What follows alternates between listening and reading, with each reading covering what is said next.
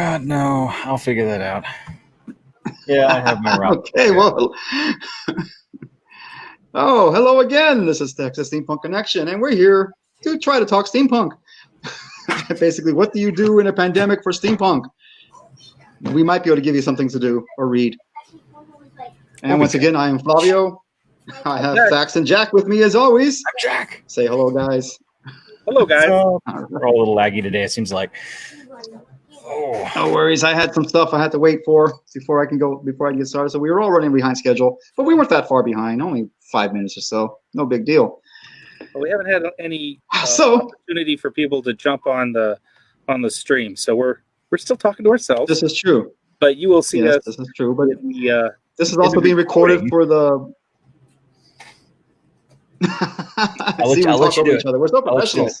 For the this, that, and the other thing. No, I mean we record for an actual audio podcast, so we can be talking to those people as well. We don't have to be talking to people online with us right now live, which is always nice to have. Oh, but we do have one person already. Don't know who it is though. Say hello if you want to. By all means, comment. We will see your comments. And we will talk to you. And as usual, well, as has become a tradition after 4 or 5 episodes, we start off with what we're drinking. I am again drinking the same I was drinking last time, the French Quarter Temperance Imperial Milk Stout. It's really good. I'm liking it. Hello, Rita. It's a nice dark beer like I like. I like the dark beers, as you can tell. What are you drinking, Fax? I am drinking from Sierra Blanca Brewing Company in Moriarty, New Mexico. This was hand-delivered to me by a friend of mine, Ama. De La Vega's pecan beer. I would like it, Flavio. It is pecan beer. Pecan beer. That is the entire that does sound description. It's not a porter or a stout, but it has a really strong sweet pecan flavor. It's a little that dessert. Sound good. It's kind of a dessert beer. But it's not super heavy. It's not like super like a good sweet, one. but it's really nice. I don't think you can buy it here. Like I said, a friend was in New Mexico and she picked these up for us. That's a good friend. I need friends like that. How about you, Jack? Hey, you got I would anything love it tonight? if someone could bring me some beer. Oh, yeah. So I was just like, as you said earlier, what's your drink? And I'm like, oh, crap. I didn't grab anything on the way home from the store. Tap so water. I'm back to this. Like, I'm not having a horrible time with it. It's one of those days. Captain Morgan. Yep. Nothing wrong with some rum. And one of the best little shot glasses. Nice. I don't see anything wrong with that. Not at all. Not at all. Yeah, as I was saying, I mean, yeah, what are you drinking, Rita? So, as I was saying, it's quarantine times. It's social distancing times, so there's not a lot of actual steampunk going on for live people. So what do you do at home for steampunk? Me, I read a lot, watch TV a lot, movies and such. Which is what else can you do when you're stuck at home, right? Yeah, I mean, and we all have I've been challenging everybody to come up with at least one steampunk thing. She's drinking water. Nothing wrong with water. Keep hydrated. Keep hydrated. It's hot outside. I'll kill you. Dihydrogen monoxide, man. There's a lot of tests on that. Right? Oh man, I need a drink. Beer's made with water, so that's almost the same, right? I mean, this right here is distilled water, so there you go. Main ingredient. Well, back in the old days, it was bad to drink. The water wasn't clean, so you had to drink like beer or something because it was just safer that way. Ducks pooped in it.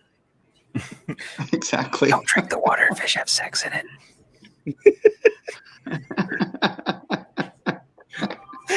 Oh, poor Flavio. You were doing I'm okay. There's nothing wrong with laughing. Killed you. I'm good with it. I'm good with it. Whew, I needed a laugh. They also pee in it too. And have sex in it. Or do they? I mean, I'm sure they do. It's complicated. Let's move on beyond fish. I've been messing with fish all day, so I'm fished out. Oh, okay. I lost track of time. Okay, I of course am an avid graphic novel reader as well as just actual novel reader. But today I have some graphic novels that I feel fall into the right category. They're not that graphic, although one of them is kind of in a bloody kind of way. But not this one. The first one I'm going to introduce is written. It's called The Fearsome Dr. Fang. Dun, dun, dun. Written by a gentleman named I'm sorry I'm going to get the name wrong. It's Zichun. Zechun. Zechun. Yeah, maybe. Zechun. Yes. He also wrote the other one I'm going to talk about called The Seven Deadly Sins. He's the same writer for this one. So this one, the fearsome Dr. Fang, nothing to fear but Fang himself. When an occult artifact is stolen by dashing mastermind the fearsome Dr. Fang, San Francisco cop Nayland Kelly and treasure hunter Elise LaCroix travel to China to recover the item and bring Fang to justice. But when our heroes discover Fang is not a criminal at all, but an undercover agent working to keep the artifact safe, the trio must join forces to stop the true evil awakening by an ancient power. So essentially, it's kind of a Batman, Green Hornet mix, kind of. The cover looks like it was like a novel from the 40s, you know? It's great. I love exactly. Worn out and it's essentially in that time period. You never make it old. Or it's already old. I forget what time. But yeah, it's basically a nice pulp adventure where they go and try to save the world from a true evil or ancient power. Dr. Fang is kind of a Batman Green Hornet mix. And if you don't know Green Hornet is he was a superhero who pretended to be a villain. He was really tiny. In order to infiltrate the gangs, the villain gangs and stuff like that, take them down from the inside, kind of thing. And everyone, if you don't know who Batman is, I don't have time to explain that to you. Batman's Batman. We don't want you as friends. No. Oh, come on. Although Batman does have a Batman anyway. If you're a fan of if you're a fan of Bruce Lee, the Green Hornet TV show is where he got his sort of entrance into American television as the sidekick for the Green Hornet. Oh. Mm-hmm. And they they wrote him in as sort of the goofy Kato character, but then when Bruce Lee would get a scene, he would just clobber all the guys who was fighting, blow everyone away, and it was like, wow, this is the Kato show now. I think they didn't keep him for very long because he was too good for that role. Right. I'm not sure though. You'd need to look into it, but just for that, Green Hornet, I heard no one about. I heard rumors that Bruce Lee was supposed to be the lead in the TV show Kung Fu with Dean. I think Dean Cain was the guy who just walked the earth, like Kung Fu.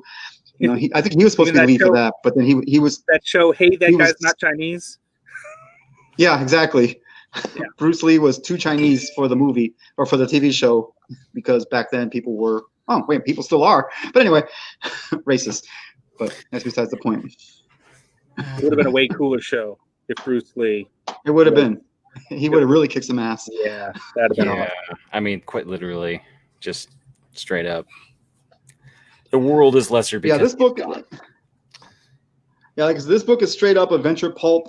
And with, like I said, with fancy gadgets from the Dr. Fang guy, and and there's a intrepid group of heroes. Kind of reminded me a little bit of the old movie The Mummy with Brendan Fraser. I love that one. That's a great kind of like that. Kind of pulp fiction, kind of like that. It's like I don't know. To me, sometimes I get my pulp fiction and my steampunk kind of mixed together. You got the pulp fiction and my steampunk and the pulp fiction because I like pulp. It works well, like with the nightmare realities. You get in that area where it's just kind of, alternate reality, and you have that dark pulp fiction vibe, and it's just like, all right, let's just, work that in with some technology that's obviously steampunk. So, there's a small difference between pulp fiction, with the gritty crime kind of pulp fiction, but there's also like pulp adventure, which is like The Rocketeer. You're talking about like Indiana stuff like that, style, right? Explain it. There's two different types. There's a noir mystery style pulp, but there's the adventure, like The Mummy, and The Rocketeer. And in fact, Indiana Jones practically is pulp, and some people argue Indiana Jones is diesel punk. I am so totally I think an Indiana Jones fan. People have stated that Indiana Jones falls under steampunk. I mean, not steampunk, diesel punk, because of the Nazis and all that kind of stuff as well. You have just enough magic in there to give it that little red of awesome. Exactly. And that's how the fearsome Dr. Fang. There's just enough of the mysterious magic kind of stuff in here, and the gadgets and stuff as well. So, where does one go to get such a book? You can go to, this is from a company called TKO Studios. They have a website. I'll put a link up for it. And TKO Studios does Dr. Fang. And they also do this one, the Seven Deadly Sins, which is the other one written by the same gentleman, Zichun. I don't know, I pronounced the name wrong. This one's more Wild Weird West. And the main thing about this one, Seven Deadly Sins, One Deadly Mission. 1867, Texas. A group of death row criminals is recruited by a priest for a suicide mission into Comanchera. Led by an outlaw with a bloody past, this deadly crew embarks on an action-packed adventure in this bold new vision of the American West. This one, very bloody. Very violent, very bloody. Yes. But there's. I'm not sure how Weird West it is, but it was definitely a Western, but it was really, really well. But like I said, very, very bloody and violent. Just a train wreck of blood and gore. Yeah, it's all very Quentin Tarantino-esque, I think. Ooh. Yeah, I might have to get my hands on that one. In that respect. Yeah, I liked it a lot. There's, like one of the criminals is basically a cannibal, representing gluttony. But all the criminals represented some kind of sin, essentially. This was a harder read. I'm not sure how well, it was definitely Wild West, Weird West, maybe. But there wasn't a whole lot of magic or anything in there. But I still really, it's in the right time period, and just the idea of criminals going on a suicide mission. Just I liked it. If you like Quentin Tarantino movies, you'll like this. And that's pretty much all I have to say about this one. The TKO Studios, they write a bunch of others. They have a bunch of other graphic novels that are not anywhere near steampunk, but they have really good. Like one of them. It's a science fiction one, and it's been nominated for some kind of award. I forget which one it is. It's written by a gentleman named Jeff Lemire, who writes a lot of comics. So TKS Studios is a good studio, or good comic book studio coming up. Interesting. I don't really have anything else to add to these, unless who's next? Who wants to take the next step, guys? You want Dax, me, you? Whatever you want to do. Flip a coin. All right. Dax. Okay, go. Okay. All right. Let's see. Where do we start here? You said you had all kinds of stuff to show us. Everybody who's been in steampunk for very long at all is familiar with the term glue some gears on it and call it steampunk. Right? Here's the song. I find it very contentious. I think you could make an argument for it that you could slap gears on anything and make it steampunk. You can. My general argument for that is basically it's not that it has to be functional. It's more of a like putting on earrings or a ring. I agree. A decoration. The gear is part of the steampunk aesthetic. Yeah, I would prefer it to be functional, but if you haven't gotten that far yet, we don't mind the aesthetic. Jack, I'm glad you said that because that is exactly where I'm going. What do we do with all of these gears instead of just gluing them onto things, which I'm not against, but you make steampunk credit. that work, that actually use the gears. And so tonight I'm going to talk about and introduce you to some sources that you can learn about automata or automatons and how to build them. Dun, dun, dun. I love it. Does that sound fun? It does sound fun. So I was it was first brought to my attention. Certainly, this isn't the the only place you could be introduced to automata. But I'm going to start sharing my screen here. See if this works. Boop. Chrome has a bug that can cause screen. Whatever. Good.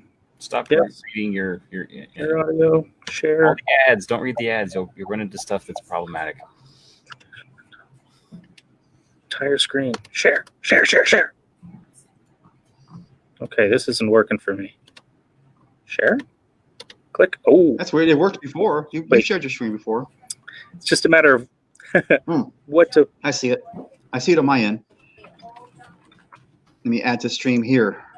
Okay. There you go. Oh, stream section. This all started for me with a TV show that came out in 2015-ish called Steampunked. You may or may not have seen it. Mm-hmm. It was a terrible program, and this is not a recommendation.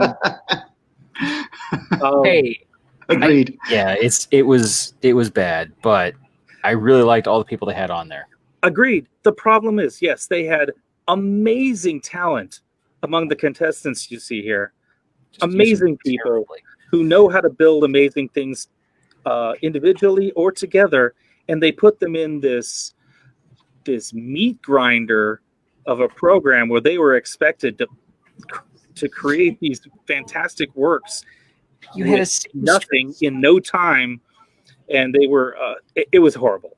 It was painful to watch, but all the people in it were fantastic. I just hated the fact that you'd stick a seamstress in and you're like, all right, now you have to decorate this room. That's not their strong point. You're like, right. It's like that one guy when they asked him to do something. Go on. Go ahead. I'm sorry. I interrupted you. It was like they took this old house. Now we're just going to throw people at it that like steampunk to see what we can come up with, and we're going to make it a game show. And it was just rough on. We're going to make them fight with each other. Yeah, like we're now competing and make drama. Yeah. These skills don't cross over into these genres, and now they're competing for a prize. It just it hurt to see it. It was.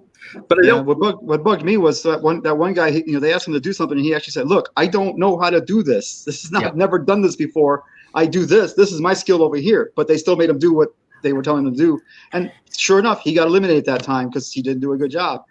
It's like, and the whole idea of eliminating people with skills and putting them in the wrong place does not really fit steampunk to me.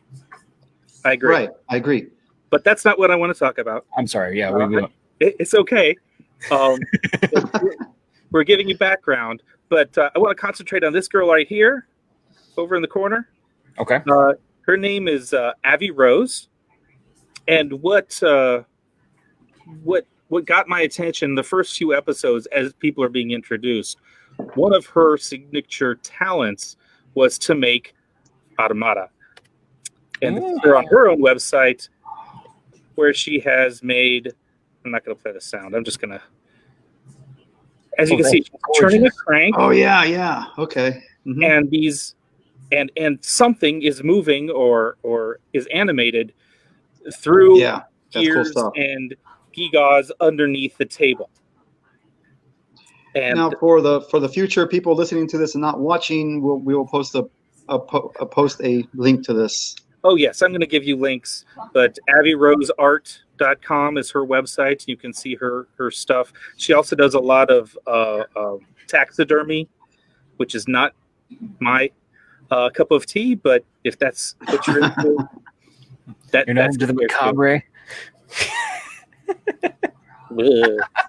My wife is over here going, "Ew, why'd you say it that way?" Like I like success. So, she sort of introduced me. I'm like, well, where can I find out more about that stuff? Where can I learn how to do that myself? And there are lots of places. You can go to Pinterest and see a lot of inspiration. You can go to YouTube and find a lot of inspiration, other people who've made things. But it didn't show me a step-by-step, how the mechanisms work, how I can recreate them, and, presented it in a teaching format until this week when I found this Korean YouTube channel. What? Oh, okay. Automata Korean Design Center. All right. And I'm just going to go to the videos here. And it's got lots of stuff they've made, but also it's got videos on just the simple mechanics that create motion. And they've That's got very helpful, yeah. designs, and you can see just the small pieces, the little pieces that they've put together to create bigger things, which is awesome. I mean, they've got how horses move, and then they've gone into the video on how they've sort of created a similar movement that you can add together to create a moving horse, just as one example. Nice. And there's just tons of these. So this is what are you gonna build one of those? Years. Maybe. I love it. Awesome. The opportunity is there, and this knowing these things gives you insight into how to build robots, puppetry. Yeah. You can add engines to them rather than hand cranks. Nice. All kinds of nifty stuff. This seemed like the key to getting into those things. And there's just lots and lots of videos here where they deconstruct what has been built, so you can get some knowledge into how to do this. Also, I'm gonna just throw this in there while you're going off on this. Lego, actually, there's a big group of people who are doing this with Legos right now, with the whole the Technic pieces. Fun. And they're getting really, really nuts with it too. So I've actually seen a couple of those, and you just got me back into I got to pull my stuff out now and just ruin a room. What can you do with your Legos? Yeah, because I got a crap ton of them. Lego is a fantastic resource for getting those gears and moving parts, and it's just a vast array of different pieces that you can build. But they are a little expensive. Yes, and it might feel a little daunting. So where else can you get gears and simple movements like these? Well, children's toys. Oh yes, we got those. Nice. Little, baby stuff. They've got the plates that to put them on, and they've got gears and gigas, and they go around corners. And to start with, that's perfect. Costs very little. That's brilliant. You order those from China on AliExpress. It'll take you almost a month to get it, but so you can't do it if you're in a hurry. Well, you can get these actually at science stores in the U.S., but they're a lot more expensive. Yeah, that's 45% off right there, because we're the issue at hand. That's reason we can't meet at a bar right now. But and the ugly colors there. I mean, a little rattle can spray paint, and you're good to go. Oh yeah, exactly. And from there, AliExpress has knockoff Legos. Yep. eBay as well. You can find Legos all over eBay, where people are selling their kids Legos if they went to college for $100 for a literal Sterilite container full. Yeah, I've seen them at Half Price Books. I've seen them at Goodwill. Yep. Yeah. So no, that's a cool idea. I never thought about that. Or there's a wooden modeling place that makes the automata as building kits for you to put together. All the now we're talking my language. And you can just buy them. We're not being sponsored by them. I'm not even bringing this up to sell them, but they are there. I am more interested for this site because they offer, let me see if I can find it, the instructions on how to make all of their kits, even if you don't buy them. Oh, nice. So carve the wood. Yeah. Interesting. You could just see what these things are, and their full layouts, what the pieces look like, how to put them together. Wow.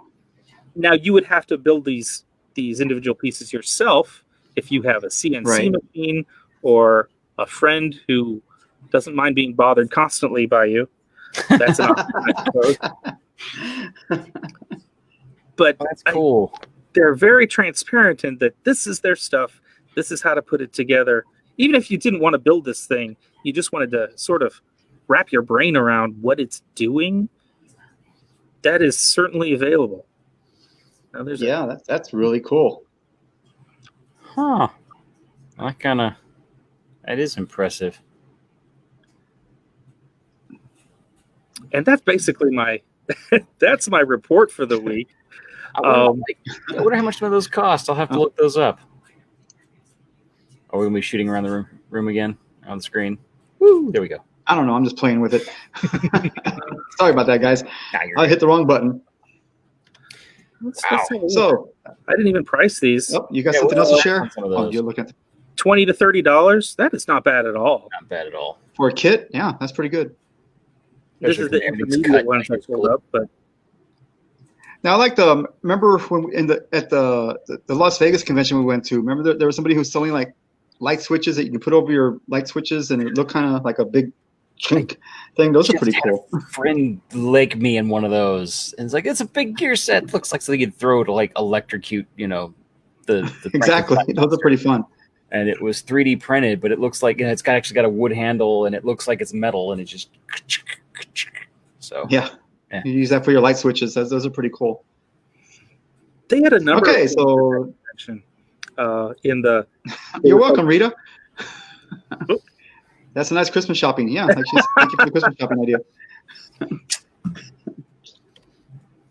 I can drop bookmarks or links. Yeah, drop the links on the Facebook page. Yeah, straight in the comments. Therefore, we don't have to really do a whole lot with the linking issue. Yeah. How do I drop a comment in here? That's right, because these comments go underneath our on Facebook. Yeah, you got to go. If you put it here, and actually click it. I don't have a comment space to put it in. Well, I'll put it in at the end of the show. I'll put everything in at the end of the show. So yeah, you're not going to miss anything. I don't want to slow everything down because I can't figure stuff out. But no worries. And I think it's Jack's turn. So Jack, what do you have? What did you do your homework, Jack? I did do my homework.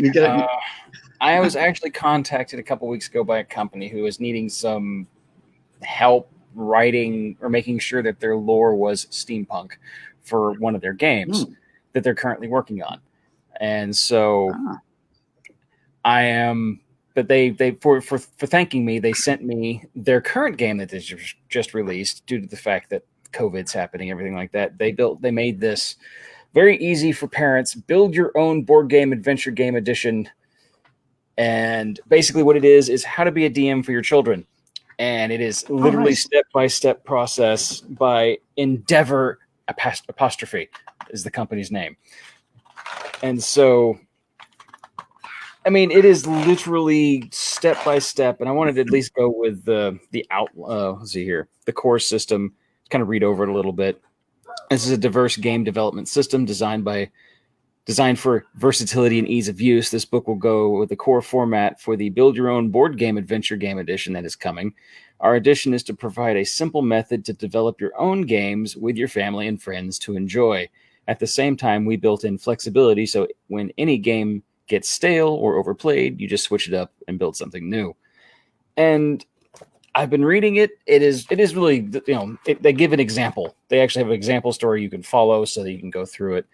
And it's for children, but I'm looking at it as like a future DM going, this is actually great because it tells you when you need to have like points of contention and how to deal with people if they change the narrative and get back on. And depending if you're doing like a on rails story, how to get back on rails, or if you don't want to have rails, how to go around still getting your story told. And I love it. I'm going to try it out. Yeah. So. Well, if it works for children, it'll definitely work for a lot of gamers because a lot of gamers don't stick to the plan.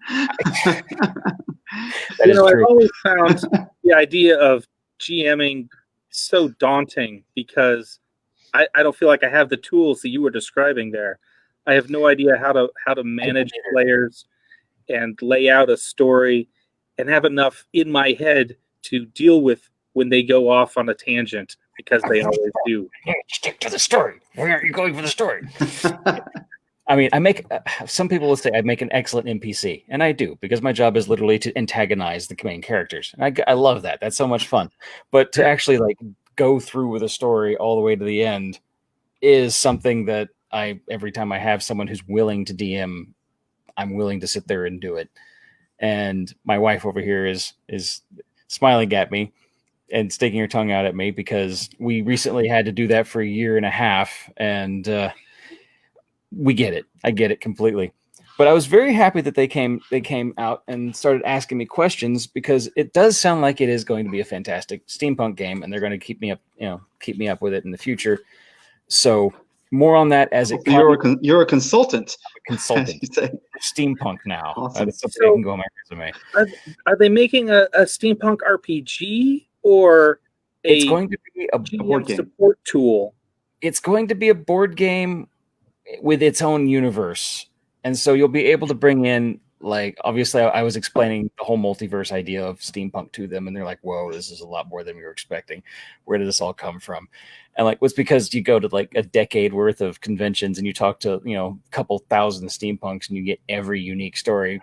There's no way to make a steampunk game that's just solely everyone could agree on steampunk. And so a lot of the theories they had, I'm like, all right, you can do it. That's yours. It's fine. But make it where people can build their own. And so they're quickly sitting here changing up everything that they can to kind of allow for that. And they're like, we had this idea of like crystal dust. And I'm like, that's cool.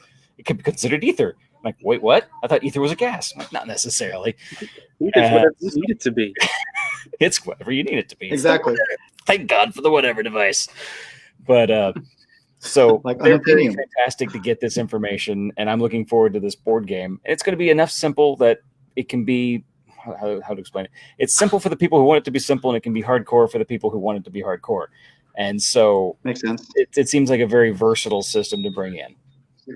And I'm looking forward to it. So more information on that as it comes. I'm obviously under some things I can't talk about, but right. Like we signed a disclosure agreement. We were supposed to be, we were asked to talk about steampunk with somebody else on a TV show, but we can't talk about it. And we weren't going to be as useful as he wanted us to be, because he wanted more gadgets and can you ship your gadgets? Yeah. No. I am the gadget. I mean, I'm going to put myself in a box and ship myself to Hollywood. Just tell me when and tell me what the potions needs to be. Well, actually, it's filmed here it was going to be filmed here in Austin. Oh, I didn't know that. I mean, can we actually be on? Yeah, it was going to be here in Austin. Gadget then, because I'd be okay with like taking my gadget home after You'll have to talk to him. You have his contact. I do. But Jack, about this book, do they have other products published that we can look at to get an idea? Not just yet. They are producing more stuff right now. They are very new. They've been they had a whole bunch of stuff on the back burner, and then they couldn't get out of their house. And so now they've got it going, and they were like, this is currently selling in Kindle Unlimited. And so you can get it, I think, very cheap on Kindle Unlimited if you wanted to get it there. Or they're doing more of the hardbacks for selling on Amazon shortly as well. These are currently, I have a first edition right here, so it's mine. You can't have it. And do they need a printing company? I can recommend. I'll send it to them for sure. But yeah. And if I would love to get the creator on here later, the mastermind of the whole thing. Oh, absolutely. That'd be cool. Yeah. For future. First season we had. First season of Texas Steampunk Connection, we had some creators of Tefra, and a couple of other RPGs. Yeah. We had Steve Metz, who has published just lots of stuff now. Right, we're actually on we're on the back cover of one of his books.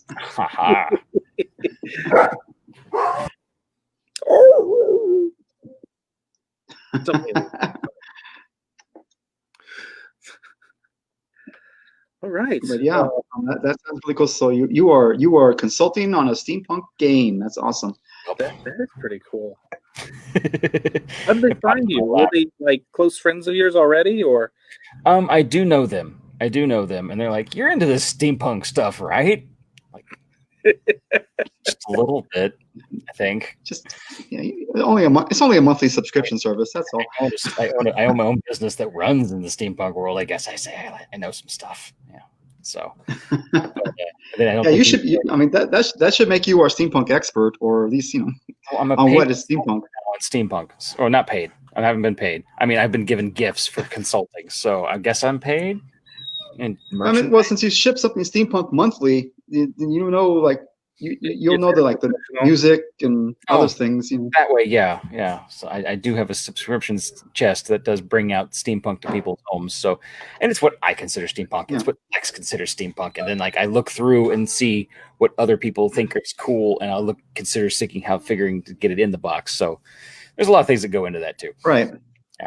Yeah, because when we first started this podcast, Dax and I, we came up with the 3 things that needs to be, or 3 things to consider for it to be steampunk, and you should have at least 2 out of the 3.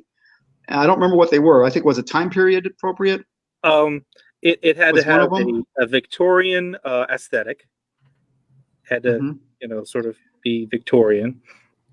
It had to be anti-establishment because it's punk, right? Punk. Either know, fighting against the system or breaking the norms or something, and it had to have some kind of weird gadgets. Right. So okay. And it had to at least 2 out of those 3 things. But if you get 2 out of 3, you're pretty steampunk. So we're looking at like Victorian Britain or just Victorian era of our planet, like 7 Deadly Sins. That gets 2 out of 3. It's got the Victorian times, and it's against the establishment because they're all criminals. So there you go. So dust punk is just as Victorian, sure. Okay. I mean, you could argue it all day long. That's why we're here. But that's an argument. I'll sell you an argument. But if we were gonna be a steampunk podcast, we should at least have our own definition of what steampunk was, kind of thing. At least something to gauge it with. Our own, and then argue the nitty gritty bits for 45 minutes. Oh yeah, that'll be fun. You're wrong. No, that's not steampunk. And then you could talk about things like my automata today. Is that steampunk? No, it doesn't fit those 2 of the 3 criteria, but it fits in a steampunk narrative. Steampunk is a narrative, right?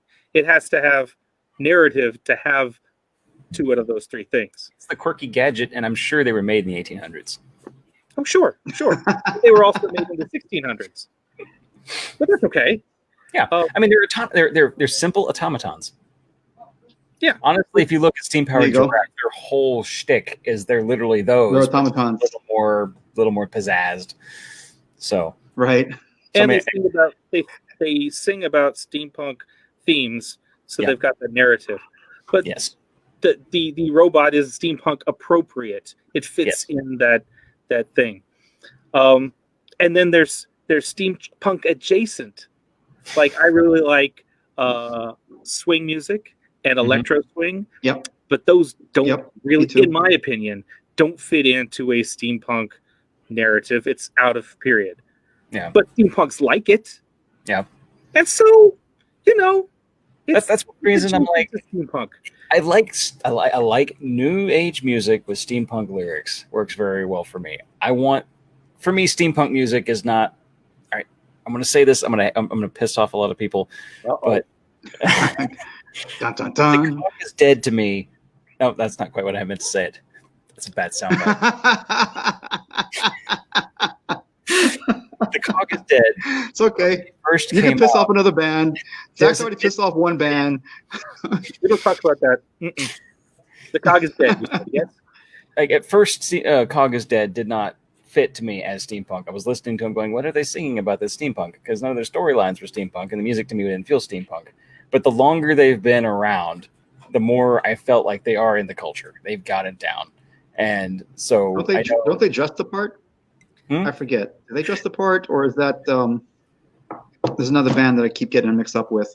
Go ahead, continue. I'll think about it. So it was just one of those things of like being able to like coming out. It's like I didn't like The Cog is Dead was like going to make people angry, but I do like them. It's just it took me a while to really see the aesthetic in it because to me it wasn't my steampunk at the time. Because I was in like the whole if I wanted steampunk, I wanted to be singing about like dystopia or airship pirates or that kind of need to be relevant to whatever narrative they were trying to tell. I wanted storyline music essentially, and I didn't feel like it was there until later. I'm like, oh no, they're just traveling musicians within the world doing their thing, talking about the normal storyline, the stories that which come up to them, but none of it was very like they weren't telling a grandiose story about a dystopian future that failed, miserably. So. Anyway, moving on. Before I stick my foot in my mouth even further, I think you're dead to me. You're very, you're well within your right to say some things are steampunk and I don't have to like them. Yes, and some things that I like aren't steampunk, and that's all okay. If we could make whether it I like your steampunk or I don't, who cares? You do you. I mean, because like I said, the Clockwork Cabaret podcast. The Clockwork Cabaret podcast, they put out a podcast weekly. It's a weekly podcast for them. Of course, right now they're on a summer break, but every week they had to come up. Well, every week they had to come up with music, and after a while, and they've been doing it for a very, very long time. So after a while, they'll start playing. I think last summer or whatever, they started playing music, just saying, okay, we're gonna drift away from actual real steampunk music as we call it or whatever. We're just gonna do something because we want to have fun, And they started doing like a retrospective of the 50s and the 60s and the 70s kind of thing. Oh yeah. But somewhere in there they threw in, it's steampunk music because we say it's steampunk music. So there, whatever. It's like they don't care. They don't just. They don't. They were trying to. They're not saying there's a be all end all of what to say what steampunk music is. They just play what they like. Steampunk music isn't all 1920s flapper jazz stuff. Right. It doesn't have to fit whatever narrative. That's the thing. We've now come up with. I'm pretty sure there's an argument that we could make techno steampunk. Hey, we threw a Tom Petty song into a steampunk. Because one of their videos is they're just steampunked, It's sort of a post-apocalyptic dust punk video that I'd never seen before, but it was cool. Yeah, unfortunately, I've seen it before, and they use the car anymore. Oh, what's her name? They use the car from the Logan's Run TV show. I recognized it. So. Lindsay Sterling. Yes, Lindsay Sterling. Oh. Yeah, I'm gonna ask the wife over here too. She did a steampunk music, and actually, I loved her. I found her violin and techno to be to me, was steampunk to begin with. I'm like, this is taking like old and new and mixing it into something new and different. And then she does her like steampunk bar fight audio, and like, nope, that's steampunk now. We're good. I'm all happy. Yeah, I agree. And she's cute, as hell.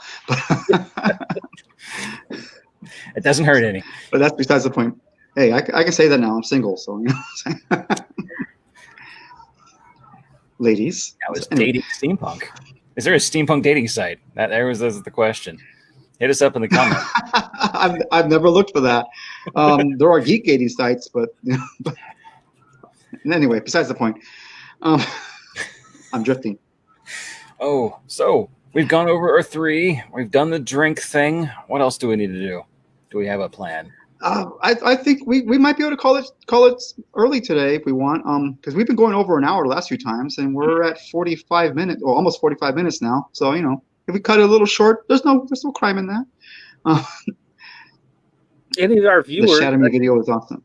Shout out to Jim Trent, who is a regular listener. Thanks for coming back, and Rita Menzie Allen. I've been seeing your posts, of course. Thank you for tuning in. I don't think I've seen your name before. So if this is your first time, that's awesome.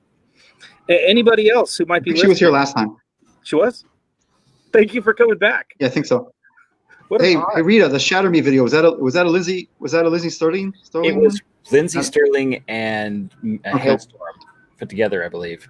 Okay. Yeah. Okay. I'll have to look that one up. Hailstorm. Listen to them all the time. Awesome. And she also did. Lindsey Sterling also did one with the Pentatonics. That was, I guess that we can. Yeah, it was good. Anyway, music. I'm sorry. We were saying hello. We have at least 5 viewers now, and we know 2 of them. Who else is watching us? Hello, guys. Say something before we sign off. Does Jack count as a watcher? Oh, is he? Are you watching us, Jack? I am watching us. I do have a sub here. Off the numbers. I'm sorry. It's not meant to be bumping the numbers.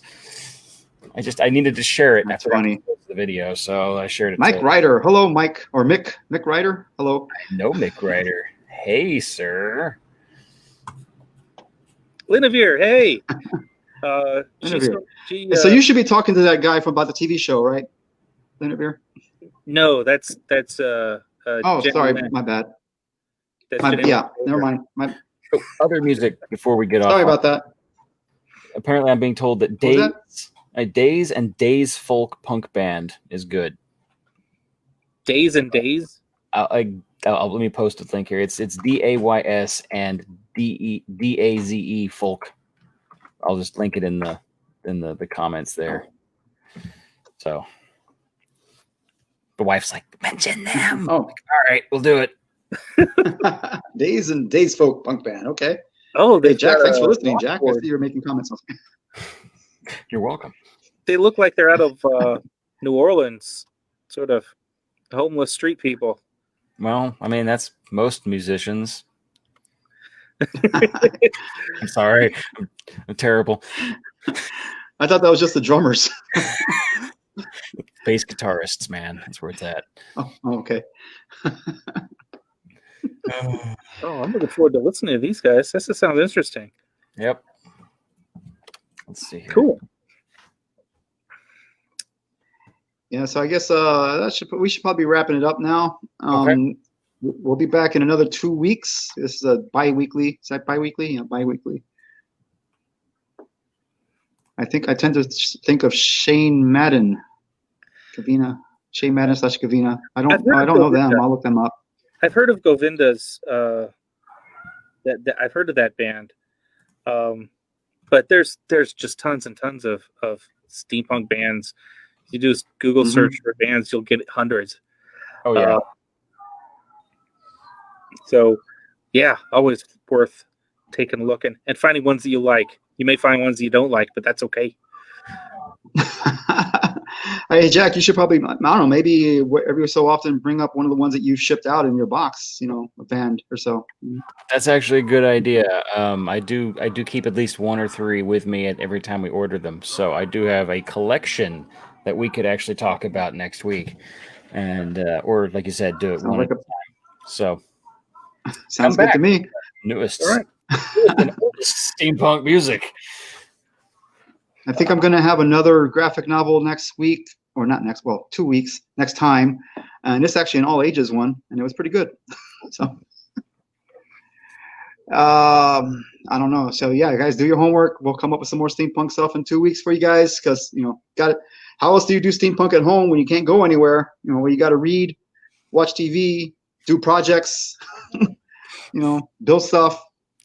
If you're out there building something, or if you found something, let us know. Yeah, we'll leave a comment on Facebook. We're also on YouTube. Yep. We have an email address. We have email address, which is texassteampunkconnection@gmail.com. Which I know it's a long one, but just spell it all out, and there it is.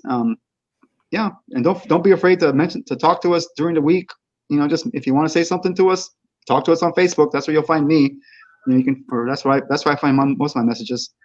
And these 2 are also available if they're not working. They actually have jobs. I am currently furloughed, but I'm okay. It's like half of America now. Right. I think that should probably wrap it up then. So until next time, mind your gauges. Mind your gauges, guys. Yep. Good night. And good night, guys.